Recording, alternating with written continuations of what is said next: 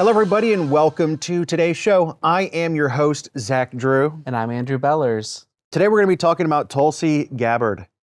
We're going to be talking about the CIA, a little bit about JFK, and a lot about MK-Ultra and documents that apparently still exist, even though Americans were told this story was buried decades ago. And the kind of like the foundation for today, the insane part is last week, the very week Congress was preparing to reopen MK-Ultra. Super controversial, right? One of the darkest mind control programs, one of the darkest mind control program that we know about in American history. That week, reports claimed documents, right, tied to MK-Ultra, JFK, suddenly became the center of a fight. Between who? Between the CIA and the DNI. Unbelievable. Mm-hmm. And, you know, Tulsi Gabbard is the director of the National Intelligence. So let me ask the obvious question because, we do here at the Zach Drew Show, we encourage some critical thinking. What are the chances, right? What are the chances? The very weak. The fact is this, MK-Ultra was real. The CIA really did experiment on the human mind. They used psychedelics, they used hypnosis, they used trauma, psychological manipulation on people who, and we're going to get into it later, a lot of times, never consented. And now while America is being told to trust the government and their new push towards psychedelics, mainstream, we've talked about that on the program the last several weeks, we are supposed to ignore the fact that the very same system already studied these drugs for the purpose of controlling the human mind, and whatever is in these boxes are now been taken away. The CIA is like, hey, we have done nothing wrong. This is about power. It's about secrecy. And I'm going to be getting to the end of the show. This is about spiritual deception. And it's the war. It's a war for the human mind. Mm-hmm. And Christians better wake up. They better wake up. And I want to, before I get into it, I want to play a video talking about what's happening here at the ministry. It's a very, very important video. Because with everything going on, it's very important, and I hope that I hope you respond to this video. So watch this video, then we're going to come back and we're going to break it down. Hey everybody, I just want to take a few moments and speak directly to you from my heart. Because a lot is happening right now, and honestly, I feel like we are standing in one of the most important moments this ministry has ever stepped into. So now, many of you know earlier this year, actually it was in the very last part of 2025, we raised $120,000 to help sustain 2 years of major ministry expansion. Bringing on full-time help behind the scenes, launching new shows, producing documentaries, investigations, and carrying the growing costs that come with building this ministry aggressively. And to be clear, we didn't raise that support to sit still. We raised it to move aggressively while doors were opening. More shows, more investigations, new documentaries, more Bible teaching, more short-form content, more reach. And the crazy thing is, we have a little over 4 months of data from that. And it has been working. I mean, really working. Since Andrew came on full time, if you combine our socials, the TikTok, Instagram, YouTube Shorts, the social media platforms together, since we started this in 2018, in these last 4 months, we have seen roughly a 400% increase in viewership, 400%. The message is exploding. And this week, for the first time, it's amazing. I get chills. We were featured in the Western Journal, putting this ministry in front of tens of millions of people. I mean, think about that for a second. Nearly 8 years ago, this thing started so small. And now suddenly doors are opening at every level. We've never seen it before. At the exact same time, we have now partnered directly with Peru. Not just talking about Peru, actually partnered, helping support gospel work in the Amazon jungle, helping raise up missionaries, helping push back against darkness in one of the very regions where ayahuasca tourism and psychedelic spirituality have exploded globally. It is the epicenter. And if you watched the documentary we released last week, you already know. Honestly, I believe it was probably the strongest thing we have ever produced. It was so raw, so intense, and it exposed what is really happening spiritually down there. But while all this growth is happening, while the reach is exploding, while doors are opening behind the scenes, financially, this has actually become one of the hardest seasons we have faced in nearly 8 years. Many of you may not know this, but our program was unexpectedly removed from video on demand on the television network that we're on. Now it's been restored as of last week. And whenever we were removed, we were never notified. We physically saw it in the donations. We had no idea what was going on. That was devastating for us because the majority of our television audience watches through VOD, through video on demand. And almost immediately, recurring monthly support started to collapse. Right now, on a monthly basis, we are running roughly $6,000 behind what we need to sustain operations. So our entire $120,000 that we raised to aggressively, the monthly recurring donations that have dropped off, it's almost as if like the fundraiser didn't happen. And I'm being real with you tonight. There are moments lately where I genuinely don't know if what we're experiencing is spiritual attack or if God is stretching our faith because of what's coming next. Because at the exact same time, in the exact same moment, support dropped radically.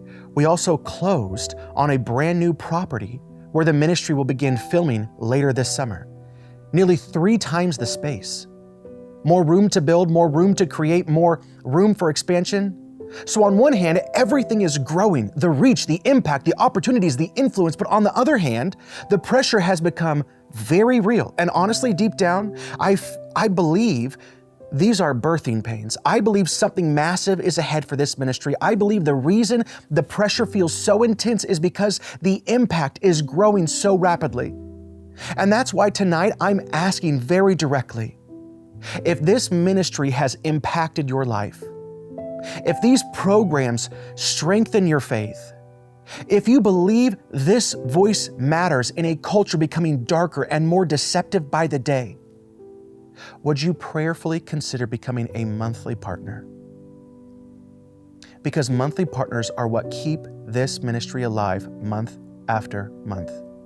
They allow us to keep exposing darkness, keep producing documentaries, keep reaching tens and tens of thousands of people, to keep traveling, to keep investigating, to keep preaching the gospel. And right now, we truly need people to stand with us. You can support the ministry right now on our website. And from the bottom of my heart, I want to say thank you. Thank you. Thank you to every single person who has prayed for us, who has supported us, who has shared our videos, and helped us keep pushing forward all these years. Thank you. I appreciate you guys watching that video. Really, truly, please consider responding. We made that video about 2.5 weeks ago. Yep. And it has not gotten any better. Okay, Andrew's laughing. It's, if we don't laugh, we cry. Exactly. So if you guys can please get involved, there's so much going on, and I really do believe that either, like I said, God is testing our faith, or it's just an attack of the enemy. We are praying. Please get involved. Listen, let's dive into this article. Breaking, CIA allegedly raids DNI Tulsi Gabbard's office for MK-Ultra and JFK documents. DNI's office says, hey, there was no raid. Okay, let's kind of break it down here. Let's take a look at the article. The Central Intelligence Agency allegedly raided the Director of National Intelligence, Tulsi Gabbard's office, taking possession of MK-Ultra and JFK documents. Since the story broke on Fox News, Gabbard's press secretary, Olivia Coleman, said that there was no CIA raid, but not that documents were not seized. Note that the events surrounding the topics of the documents took place about 60 years ago. Now, Congressman, she's kind of been a player in all this. I don't know if you guys have been following this story, but Congressman Anna Paulina Luna reported the CIA seized boxes of documents from the JFK and MK-Ultra files held by DNI Tulsi Gabbard's office. Take a listen to this video, then we're going to come back. You also have some news coming out of the CIA that you'd like to share. Yeah, so we were actually just notified that the CIA went in and took documents out of ODNI, multiple boxes pertaining to the JFK files as well as MK-Ultra. The reason why this is troubling is A, there was an executive order that the president had directed the full declassification of JFK, but then also to the MK-Ultra files, the CIA famously has said that, all documents were released and other documents had been destroyed. So these are allegedly those documents that apparently never existed. And so very troubling. I did just talk to Chairman Comer, and we are sending in the next hour or so a preservation of documents request to the CIA. I have calls into the White House, to the director of the CIA himself. And so obviously, as this develops, we'll keep everyone up to date. But strange times we're living in. All right, so that was the press secretary, DNI's press secretary. She's refuted the claims that there was a raid. Now, what's important is this is just like DNI CIA stuff, right? Her wording is important, believe it or not, right? Mm-hmm. They're all, whether they're politicians or not, they're politicians. Her wording is important because while there may not have been a raid, the CIA still seized documents, but they're just not calling it a raid. Okay. So just stop for a second. I know we just covered a lot, but we've been covering a lot, but this part is absolutely insane. So according to reports, the issue is not simply did the CIA raid the DNI? Did the CIA raid? That's whatever they did, fine. If they want to argue over the word raid, let them argue over the word. But the claim is that the boxes of documents connected to JFK and MK-Ultra were taken out of the DNI's possession while those records were being reviewed for declassification. So once again, critical thinking, obvious question, what are the chances? I mean, seriously, what are the chances that the very week Congress is preparing to put MK-Ultra under a microscope, that the documents tied to everything suddenly become the center of the fight between this, and it's the CIA, it's the DNI and Congress. So what I was originally going to talk about on the program, and then this broke a few days ago, this was my original content. So it was just that Congress was reopening the MK-Ultra, and then this all happened. Yeah. According to reports released in early May, Representative Anna Paulina Luna announced that the House Oversight Task Force on the Declassification of Federal Secrets will hold hearings this week regarding one of the darkest and most disturbing intelligence programs in modern American history, which is the CIA's Cold War era MK-Ultra program. I sure hope you've heard of it, but for some viewers, if I'm going to talk to you just for a couple of minutes, just for maybe a minute, if you don't know what the CIA, what the MK-Ultra is, MK-Ultra was a covert CIA operation, and it was launched during the Cold War, and it focused on, mind control, experimentation, psychological manipulation, chemical testing, hypnosis, body behavior modification. Yeah, and the goal, so this is Cold War era. They're hearing reports from Russia about this term that you're probably familiar with, a Manchurian candidate. Mm-hmm. And the idea is you could go into a person's mind, basically destroy everything that they are, and make them perfect agents of the government. Mm-hmm. That was the goal of MK-Ultra. Mm-hmm. And for decades, Americans were told that this was just another insane conspiracy theory until the government admitted it was real. Mm-hmm. Declassified documents and, Senate investigations confirmed the CIA carried out secret experiments on human beings. Like I said before, many of them were completely unaware that they're even being used as test subjects. From the little bit that we know that our three-letter agencies were even working with local hospitals. Mm-hmm. And whenever homeless people would go in seeking, right, just they were hurt or whatever they were seeking at the hospital, go to the emergency room, they would then be abducted by our government. Yeah, they were called expendables. Abducted without any consent. And these people, they were drugged with mass amounts of LSD without consent. They were psychologically, I'm not going to get into it, but horrible ways, psychologically broken down through. Some of it was just extreme isolation, uh, experiments with sleep deprivation and just relentless interrogation techniques. I mean, basically to figure out what can we do in war. Others were subjected to electroshock treatments, and it was like you said, they were so severe that memories were erased. They could start with a blank sheet, so to speak. These experiments, they dealt with hypnosis, trauma conditioning, chemical manipulation, and it was to fracture or reshape human behavior itself. Mm-hmm. And these people, some of them would die, others ended up released, and people were saying, you know, the government abducted me and did all these tests on me. It's like, oh, here's a crazy homeless person. Until it turned out that was real. And those were the ones who knew they were experimented on. There were even some that they experimented on who had absolutely no idea that they were being tracked and followed and followed up on because they were being drugged in secret and they had no awareness of it. And this is my government. Yeah. This is your government. This was not some rogue mad scientist operating out of a basement. This was elements of the United States government exploring how to control the human mind. And you see how this is all connected to a lot of the other shows we've been doing over the last 2.5 months. They didn't even know. They didn't even know that experiments were taking place. Like, and we don't know now. Can you imagine walking into a hospital, university, a prison? Oh, prisons was another one. And it was also just government-linked programs.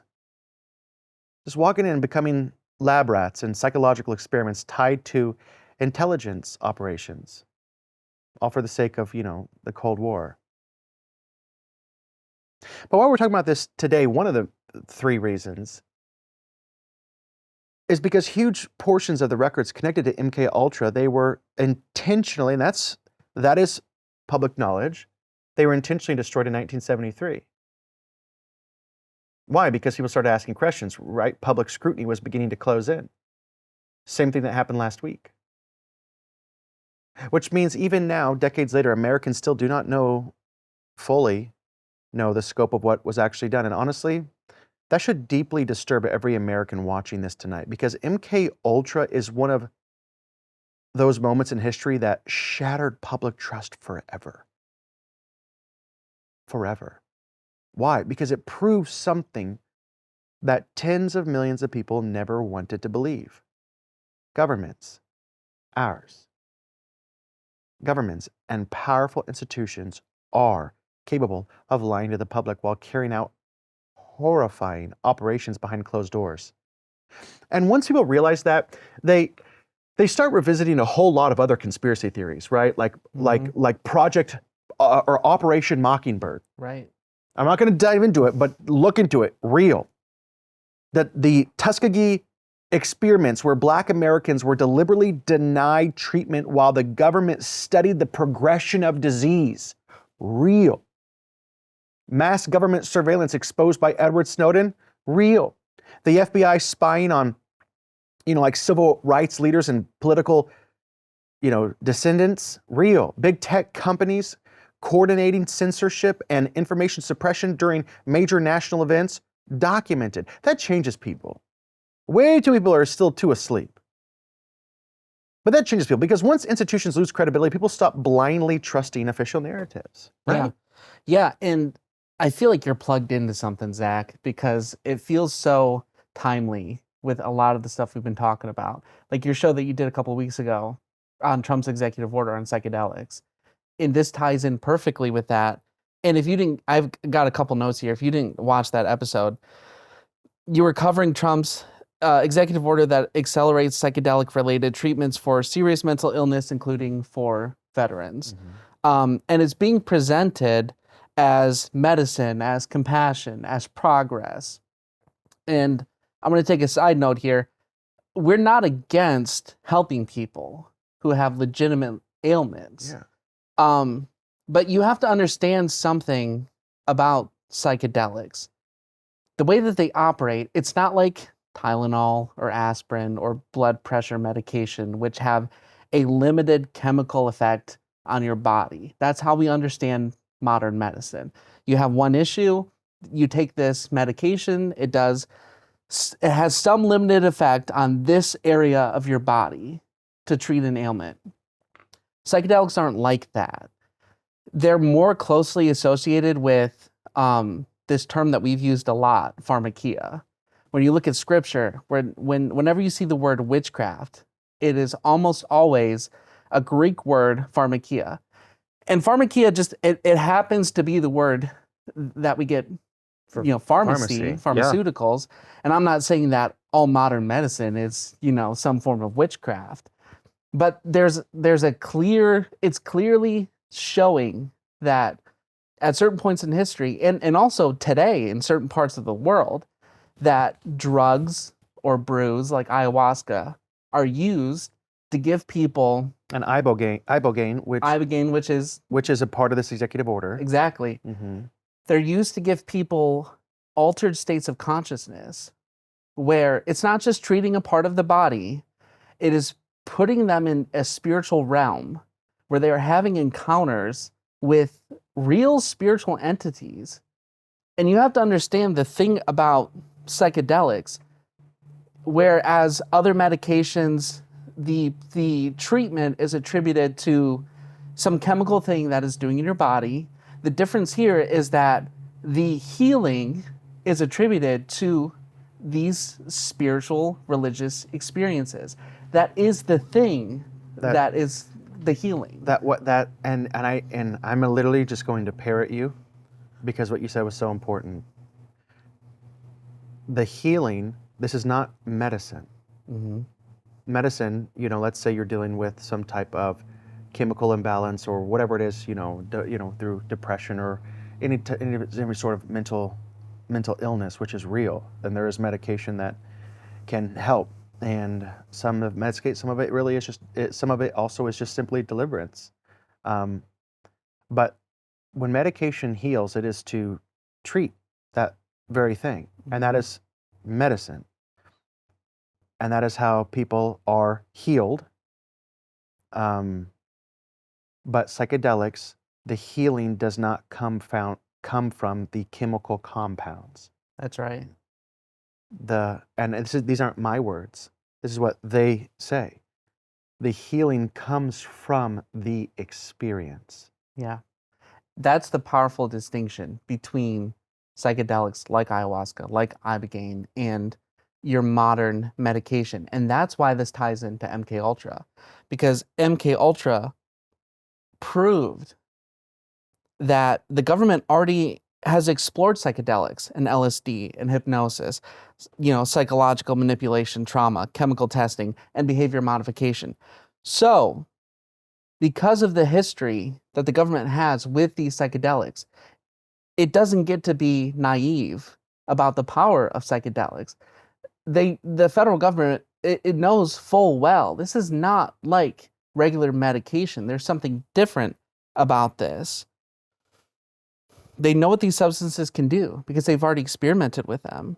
And like you've said, this is not a conspiracy theory. MK-Ultra, maybe at some point was considered a conspiracy theory until it wasn't, until documents came out and proved that the government was really doing this for 20 years. The program went for 20 years that we know of. That's before they stopped it and started destroying documents. So when the same federal system is now saying, trust us, this is for healing, we as Christians, what should we do? I mean, why should we blindly accept that? We can't just check our brains at the door. Mm-hmm. God has called us to be sober-minded. God has called us to have discernment. So why is this thing that was used so powerfully to affect consciousness and to bring about mind control, why is this now being seen as something that is spiritually neutral? And why would we as Christians accept that? That's right. I really hope that you're tracking with all this. Because if you're not, you're going to be lost for the next section because this is where I'm trying to tie it in, because this This is why the MK-Ultra story matters so much today. It is not because it is ancient history, but because it reveals the nature of power. The frightening thing is not simply what governments were capable of decades ago. The frightening thing is what modern systems are capable of now. So after we already said what they've done with MK-Ultra, what President Trump is doing, good intentions, what he is doing, fast-tracking psychedelics. Whenever we look to them raiding, seizing documents, the CIA goes into the DNI, and the DNI has power over the CIA, but yet it was subverted to take documents related to MK-Ultra, the program that they have controlled the American people. This is why this all matters. The funny thing is what, like I said, is what modern systems are capable of now. And if we just think of what we've already known to be fact, what does that mean for every system that they're building in 2026? How are they using it? How will they use it? Because today we are living in a civilization built on lots of different things that they didn't have in the 1960s and 1970s. Mm-hmm. We're living in a civilization built on artificial intelligence, on behavior prediction, on facial recognition, on biometric surveillance. Algorithms that are designed to manipulate us. We live in a system today built on, digital currencies, mass psychological profiling. Andrew's going to do a special show on that in a few weeks. Mm-hmm. It's going to be wild. A society built on dopamine engineering through social media. We know all of them work with our three-letter agencies. We live in a civilization where devices, track nearly every movement, every thought pattern, every purchase, every location, every internet interaction of billions of people in real time. And this is not science fiction anymore. That is the infrastructure being built around us right now. And if the intelligence agencies in the 1950s were secretly experimenting on consciousness with primitive technology, what do you think modern governments, modern corporations, military systems are capable of with AI? Because the issue has never been just technology. The issue is fallen human beings controlling powerful technology. And human history gives us absolutely no reason to blindly trust powerful institutions with civilization-altering type of tools. None. I wrote an article about it for the Western Journal, like a little over a week ago, maybe a week and a half ago. Talk about how every major technology ever created eventually becomes weaponized. The airplane became a bomber, television became propaganda, the internet became surveillance, social media became psychological warfare, smartphones became tracking devices. And now artificial intelligence is being handed to governments, militaries, corporations, unelected global systems with zero to no restraint. That should concern people. And I feel like so many times, all these things, I see it. I've seen it being built over the last 15 years as I've been looking into these things, and I so often feel like I'm just out in the wilderness, on the wall, a watchman sounding the alarm. We're living in a lot of this right now. We are swimming in this pool right now, and people are blind to it. They don't feel it, they don't see it, and we are living in the end times. I'm telling you, we are. I don't know when the Lord will return, but I can tell you the very system is being built. This antichrist, godless system is being built. And it will make war against the saints. Because once machines can monitor behavior, predict behavior, manipulate perception, control financial access, generate synthetic reality, and shape what billions of people believe is true, you are no longer simply talking about technology. You are talking about power over civilization itself. Can't you see the prophetic nature of these things? And history has already shown us what happens when powerful institutions believe the ends justify the means. That's why stories like this matter, man. Mm-hmm. Jeez. Not because fear is the goal. I'm not trying to scare you, but because a population that refuses to learn from history becomes vulnerable to repeat it. I have some scriptures here that I want to end with. 1 Peter 5:8, be alert and of sober mind. Your enemy, the devil, prowls around like a roaring lion looking for someone to devour. Peter tells Christians to be sober-minded, watchful, watchful, watchful, because the devil is not passive. That word matters here, sober-minded, right?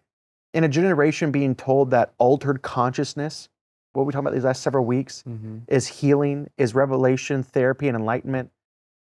The Bible tells us what? To stay awake. Exactly. Stay awake, stay alert, stay clear-minded, be spiritually guarded. Ephesians 5:11 says, have nothing to do with fruitless deeds of darkness, but rather expose them. Christians are not called to blindly participate in darkness. We are called to expose it.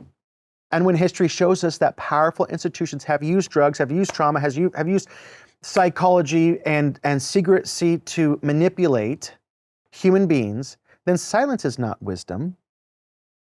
It would not be wise for us to become silent. Silence is not wisdom. Silence is surrender. Silence is waving the white flag.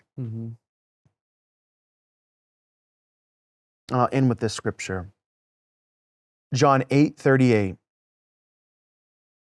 So if the Son sets you free, you will be free indeed. And this is where I want to land the plane. To tie it back into psychedelics a little bit. Real freedom does not come from a molecule. Real freedom does not come from the government. Real freedom does not come from a mystical experience in a lab or a jungle or a clinic or even a therapy room. Real freedom. But if the Son sets you free, you are free indeed. Once again, like normal, I am completely out of time. I'm actually over time. We're going to have to edit it. If you're watching it on television, this has been edited. You didn't get to watch the full program. If you want to watch the full program, go to our social media. That is how you'll always watch the full program. We'll see you all next week.